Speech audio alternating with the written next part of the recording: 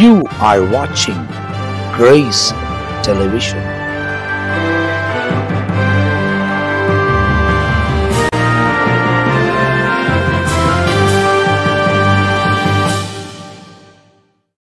ஆண்டவரும் அருமை இரட்சகரமாக இருக்கிற இயேசு கிறிஸ்து நாமத்தில் இந்த நல்ல கால நேரத்தில் கர்த்தருக்கு நன்றிகளை செலுத்தி உங்களை நான் இயேசு நாமத்தில் வாழ்த்துகிறேன். ஆண்டவராகிய தேவன் நமக்கு உதவி செய்கிறவராக இருக்கிறார்.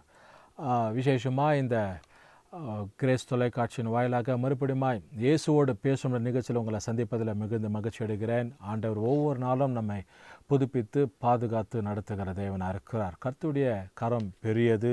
அவருடைய பலத்த கரத்திற்குள்ளே அடங்கி இருக்கும்போது ஏற்ற நேரத்தில் அவர் நம்ம உயர்த்துகிற தேவனாக இருக்கிறார். அருமையான தேவ ஜனமே, விசேஷமாக இந்த காலை நேரத்தில் இந்த நிகழ்ச்சியை பார்த்து கொண்டு இருக்கிற உங்கள் வாழ்க்கையில் ஆண்டவர் மேலே ஒரு விசுவாசமாக ஆண்டவரை சார்ந்து இருக்கும்போது தேவன் எல்லாவற்றிலும் உயர்த்துகிறவர்னு சொல்லி வேதத்தில் நம்ம வாசிக்கிறோம். அதனால் இந்த நாள் உங்களுக்கு ஒரு இனிதான நாளாய், ஒரு ஆசீர்வாதமான நாளாய், மகிழ்ச்சி தருகிற நாளாய், கர்த்தருடைய நாளாய் இருக்கும்படிக்காக தேவ சமூகத்தில் உங்களுக்காக நான் வேண்டிக் கொள்கிறேன். ஆண்டவர் நமக்கு உதவி செய்கிறவராக இருக்கிறார். ஆகினால இந்த காலை நேரத்தில் ஒரு வசனத்தை வேதத்திலிருந்து உங்களுக்காய் வாசித்து அதை சுற்றி காண்பித்துட்டு விசேஷித்த ஜெபத்தை உங்களுக்கு ஏற்கும்படி நான் யோசிக்கிறேன்.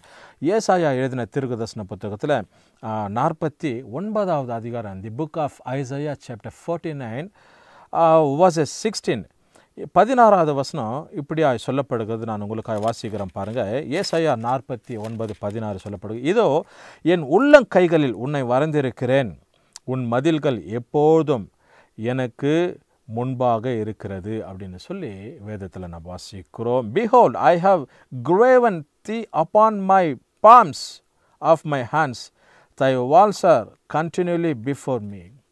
எப்போதும் உங்கள் மதில் எப்போது எனக்கு முன்பதாக இருக்குது அப்படின்னு சொல்லி ஆண்டுடைய வசனத்தில் நாங்கள் வாசிக்கிறோம். அருமையான தேவ ஜனமே, ஆண்டவர் நமக்கு பாருங்கள் எப்போவுமே பாதுகாப்பாக இருப்பார். அவர் நமக்கு துணையாக இருக்கிறவர். நம்மில் அவர் எப்போதுமே மகிழ்ந்திருக்கிற தேவனாக இருக்கிறார். அவருடைய பிள்ளைங்களை அவர் கண்டம் போதெல்லாம் ஒரு மகிழ்ச்சி அவருக்கு. ஏன்னா அவங்க பிள்ளைங்க எப்போவும் அவரை துதித்து கொண்டே இருப்பாங்க, அவர் ஆராதித்து கொண்டே இருப்பாங்க, அவருடைய சமூகத்தில் காத்து கொண்டே இருப்பாங்க. அதனால அவருடைய பிள்ளைகளுக்கு அவர் எப்படி இருக்கிறார்னா பாதுகாப்பாக இருக்கிறார், மதிலாக இருக்கிறார் அப்படின்னு சொல்லி வேதத்தில் நம்ம வாசிக்கிறோம். தேவன் நமக்கு மதிலாக இருக்கிறார். வசனம் சொல்ல நம்ம வாசித்தது போல அவர் நம்ம உள்ளங்கைகளில் வரைஞ்சிருக்கிறவராக இருக்கிறார். ஏதாவது ஒரு பொருட்களை எடுத்துக்கோங்க, நீங்கள் உள்ளங்கையில் வைத்து பாருங்கள், அது உங்கள் கைக்கு அடங்கத்தக்கதாக இருக்கும்.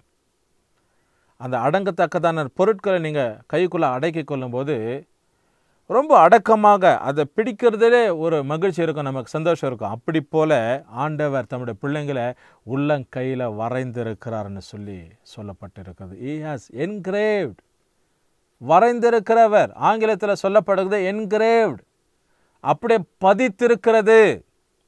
ஒரு பதிப்பு, ஒரு கல்வெட்டில் ஒரு பேரை எப்படி பதிக்கிறாங்களோ அப்படி நம்மை ஆண்டவர் தம்முடைய உள்ளங்கையில் பதித்திருக்கிறார்னு சொல்லி He has engraved us. அதனால அவர் நமக்கு பாதுகாப்பாக இருக்கிறார்னு சொல்லி அவர் நம்ம வரைந்திருக்கும் போது அதுதான் நமக்கு ஒரு பெரிய பாதுகாப்பு, நமக்கு எல்லையில்லாத ஒரு மகிழ்ச்சி. ஏன் அப்படின்னா தேவனே எனக்கு பாதுகாப்பாக இருக்கிறார், அவரே என்னை உள்ளங்கையில் வரைந்திருக்கிறார்னு சொல்லி. மாத்திரமில்லாதபடிக்கு அடுத்த பகுதி சொல்லப்பட, உன்னுடைய மதில்கள் எப்போது எனக்கு முன்பதாக இருக்கிறது. பிரச்சனை என்ன மதில், நெருக்கம் என்ன மதில், போராட்டம் என்ன மதில், அதுக்கப்புறம் வாக்குவாதம், கசப்பு, எத்தனையோ காரியங்களை நம்ம முன்வைத்து கொண்டு இருக்கலாம். இப்படிப்பட்ட மதில்கள் அவருக்கு முன்பதாக இருக்கிறதா. அப்போ அவருக்கு முன்பதாக இருக்கும்போது அந்த மதில்கள் எல்லாவற்றையும் தகர்த்து ஆண்டவரே நமக்கு மதிலாக இருக்கிறார். இஸ் அவர் வால், அவர் நமக்கு பாதுகாப்பான ஒரு மதிலாக இருக்கிறார். அருமையான தேவஜனமே, இந்த நாளில் ஒருவேளை நீங்கள் யோசிக்கலாம், என்னுடைய வாழ்க்கையில் இவ்வளோ பெரிய போராட்டம், இவ்வளோ பெரிய ஒரு சவாலை நான் சந்திக்க வேண்டியதாக இருக்குது. இவ்வளவு நெருக்கத்திற்குள்ள நான் போய் இருக்கிறேனே, யார் எனக்கு உதவி செய்வாங்க? யார் இந்த மதில்கள் எல்லாம் தகர்ப்பாங்க? இத்தனை மதில்களை நான் தாண்டி போக வேண்டியதாக இருக்குது.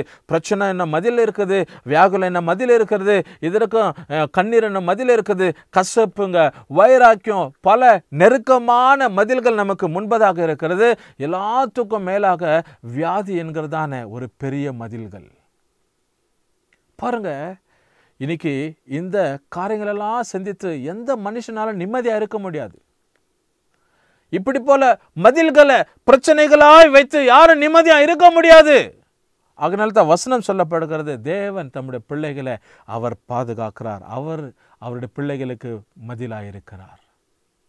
பாதுகாப்பு என்ன மதிலாய், சுற்றிலுமாக ஒரு வளையமாக, ஒரு பாதுகாப்பாக, எந்த தீங்கு வராதபடிக்கு, எந்த மிருகங்கள் வந்து தாக்காதபடி, எந்த பிரச்சனை புயலாய் எழும்பி தாக்காதபடிக்கு தேவன் தம்முடைய பிள்ளைகளுக்கு மதிலாக இருக்கிறார். அருமையான தேவஜனமே, இந்த வசனத்தை கவனித்து கொண்டிருக்கிற உங்க வாழ்க்கையில நீங்க எப்பேற்பட்ட மதிலை நீங்க சந்தித்தாலும் பரவாயில்ல, ஏசப்பா என்றதான ஒரு தெய்வம் அவரை சார்ந்து கொள்ளும் போது அவரே உனக்கு மதிலாக இருக்கிறார். எந்த மதிலையும் நுறுக்கத்தக்கதான பெரிய மதில் உனக்கு முன்பதாக நின்று ஆண்டவர் உனக்காக போராடுகிறவராக இருக்கிறார். உனக்காக ஜெயம் கொடுக்கிறவராக இருக்கிறார். உனக்காக பரிந்து பேசுகிறவராக இருக்கிறார். உனக்காக எல்லாவற்றையும் ஆளுகை செய்கிற மதிலாக இருக்கிறார். இந்த காலை நேரத்தில் ஆண்டவராகிய தேவனுடைய வாழ்க்கை உன் கையில் இருக்கிறது. உன்னுடைய வாழ்க்கை தேவனுடைய கையில் இருக்கிறது. இதுதான் ஒரு ஒற்றுமை. உன் வாழ்க்கை தேவனோடு கூட இருக்கணும். தேவனுடைய வாழ்வான ஒரு காரியம் உன் கையில் இருக்கணும். அப்பதான் ஒரு உறவு, அந்த உறவு, அந்த ஒரு ஐக்கியத்தை நம்ம பிணைத்து கொள்ளும் போது தேவன் நமக்கு உறவா இருக்கிறார். அவருக்கு நாம உறவா இருக்கிறோம். நாம அவர் கையில் இருக்கிறோம். அவர் நம்ம வரைந்து வைத்துக் கொள்ளுகிறார். அவர் நம்முடைய இருதயத்தில் வாழ்கிற தேவனா இருக்கிறார். இது நல்ல ஒரு உறவு. அப்போ தேவ சமூகத்தில் நாம் எப்போதும் காத்திருக்கிறவர்களாக, தேவனை நோக்கி ஜபிக்கிறவர்களாக, தேவ சமூகத்தில் விண்ணப்பங்களை ஏறெடுக்கிறவர்களாக, ஆண்டவர் மேல ஒரு விசுவாசம், ஒரு நாட்டமா இருக்கிறவர்களாக, அப்படியே தேவனோடு கூட நாம் இணைந்து இருக்கிறவர்களாக ஒரு வேறு ஊன்றி ஆண்டவர் நம்ம சார்ந்திருக்கிறோம். நம்முடைய வாழ்க்கை சூழ்நிலைகளை மாறிடும். அருமையான தேவச்சனமே, தேவ சமூகம் உன்னை பாதுகாக்கட்டும். கர்த்தருடைய இரக்கங்களை நடத்தட்டும். தேவனே உனக்கு மதிலா இருக்கிறார். அதனால தான் இதோ என் உள்ளங்கைகளில் உன்னை வரைந்திருக்கிறேன். மதில்கள் எப்போதும் என் முன்பாக இருக்கிறது, என் முன்னே இருக்கிறதுன்னு சொல்லி தேவனுக்கு முன்பாக நாம் எப்போதுமே இருக்கிறோம். அவர் எப்போதும் நமக்கு முன்பதாக இருக்கிறார். இதுதான் நல்ல ஒரு உறவு. ஆண்டவரை சார்ந்து இருக்கிறதான ஒரு காரியம். இந்த காலை நேரத்தில் எப்பேற்பட்ட மதிலுக்குள்ள நீ பிரவேசித்தாலும் பரவாயில்ல, எப்பேற்பட்ட மதில் உனக்கு முன்பதாக நின்றிருந்தாலும் பரவாயில்ல, ஏசப்பா எல்லாவற்றையும் தகர்த்து அவர் உனக்கு மதிலாக இருக்கிறார். அதுதான் நல்ல ஒரு பாதுகாப்பு. அதுதான் நல்ல உனக்கு ஒரு பலன், ஒரு ப்ரொடெக்டட் லைஃப்பில் நீ இருக்கலாம். ஒரு நீ எதிர்பார்க்கிற ஒரு வாழ்க்கையில் நீ இருக்கலாம். கர்த்தர் பெரிய ஒரு ஆசீர்வாதமான மகிழ்ச்சியான காரியத்தை உன் வாழ்க்கையில் செயல்படுத்துகிறார். கண்களை மூடி ஆண்டவரை நோக்கி பார்ப்போம். பரிசுத்தரே ஸ்தோத்திரிக்கிறோம். உம்மை நாங்கள் துதிக்கிறோம், உயர்த்தி நாங்கள் வாழ்த்தி ஆசீர்வதிக்கிறோம். உன்னுடைய மதில் எப்போதும் என் முன்பதாக இருக்கிறதுன்னு சொல்லியிருக்கிறீரப்பா. பிரச்சனை, போராட்டம், நெருக்கம், கவலை, கண்ணீர், துன்பம், வியாதி, பசி, பட்டினி, கசப்பு என்றத மதில்கள் ஆண்டவரே இந்த பிள்ளைங்களுக்கு விரோதமாய் ஆண்டவர் நின்றிருந்தால் எல்லாவற்றையும் கர்த்தாவே நீங்கள் தகர்த்து போட்டு ஆண்டவர் எங்களுக்கு பாதுகாப்பு என்ன மதிலாக, எங்களுக்கு ஆசீர்வாதம் என்ன மதிலாக, எங்களுக்கு ஆலோசனை மதிலாக, எங்களை சுற்றி இருக்கிற மதிலாக, எங்களை ஆண்டவரே வழிநடத்துகிற மதிலாக இருக்கிறீர். அதற்காக ஸ்தோத்திரம். தொடர்ந்து ஆசீர்வதிப்பீராக. இந்த ஆண்டவரே நிகழ்வு இந்த காலை நேரத்தினுடைய பிள்ளைகளுக்கு ஒரு பெரிய மாற்றத்தை ஆசீர்வாதத்தை கொண்டு வரட்டும். ஆண்டவர் இயேசு நாமத்தில் ஜெபிக்கிறோம் நல்ல பிதாவே, ஆமென். கர்த்தர் நம்மை ஆசீர்வதிப்பாராக.